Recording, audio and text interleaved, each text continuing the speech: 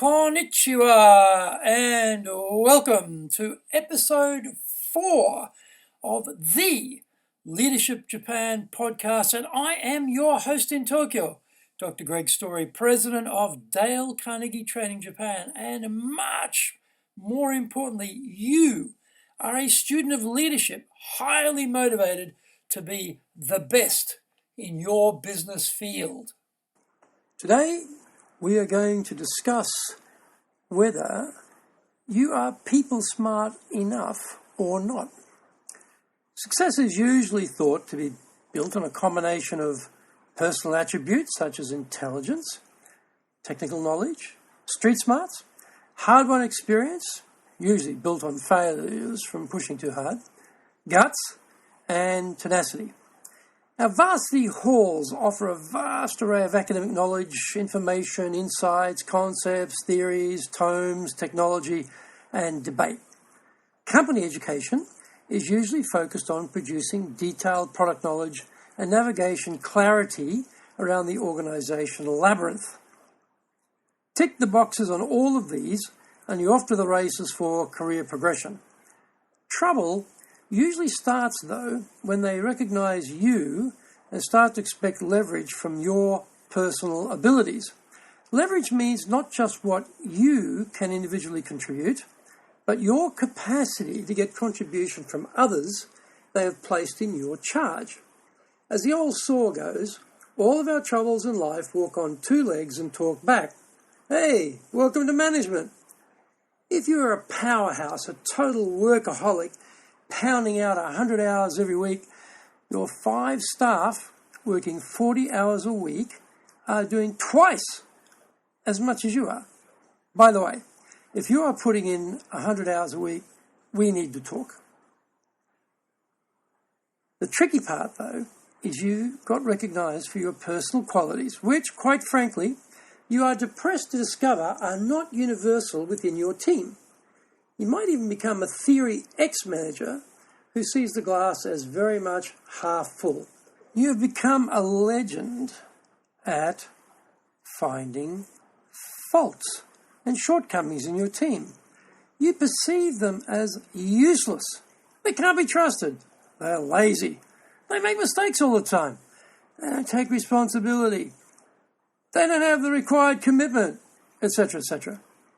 Theory Y managers, on the other hand, see the glass as half full.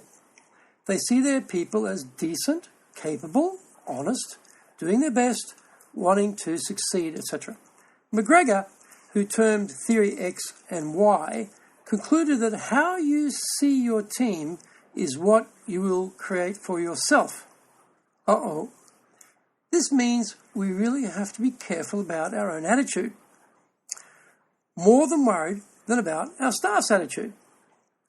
We have to be walking around looking for the 10 things people are doing well rather than the one thing they are not doing well. Leveraging strengths is more effective than trying to minimize weaknesses.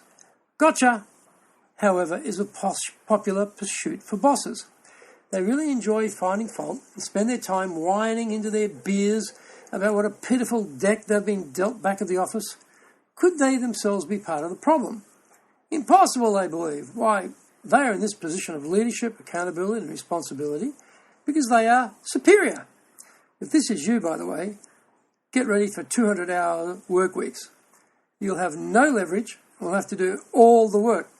Delegation will be but a distant dream. Here is a simple hint for looking for the good. When wandering around, tell your team what they're doing now that is good in your opinion, and then ask them what they think they could do better. Here's another idea. Make the other person happy about doing the things you suggest. Sounds simple, but how does that actually work? Normally, everyone thinks they are busy enough already, thank you very much, or they are deep in their comfort zone around the way things are done around here.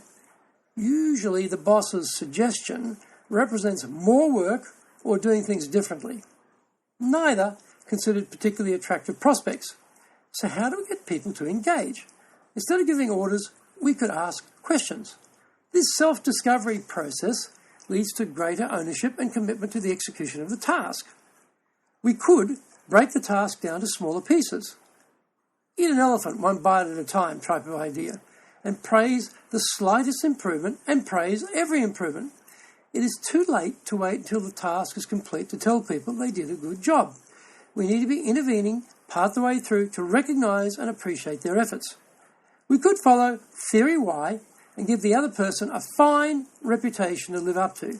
That means we assume they are good, serious, capable, and treat them and communicate with them in that way. They feel it and won't let our expectations down. We could also talk about our own mistakes before criticising the other person. If we reflect that we are asking people to step out of their comfort zone, to do new things or things in a new way, how smart is it to whack them whenever they make a mistake? There's always going to be differences in performance between doing something well practiced and something new. The latter is part of that messy innovation process. We are all the embodiment of all of our own mistakes.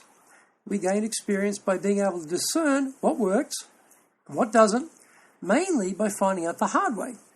We have to appreciate that our own team can't be expected to be perfect at the beginning. Shock horror.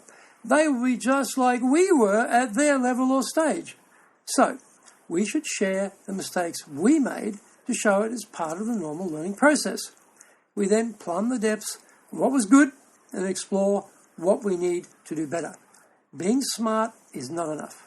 We have to be people smart, and that is a learned skill available to all, regardless of rank or stage.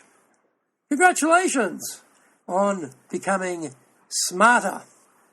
People smarter. Thank you for joining the Leadership Japan podcast.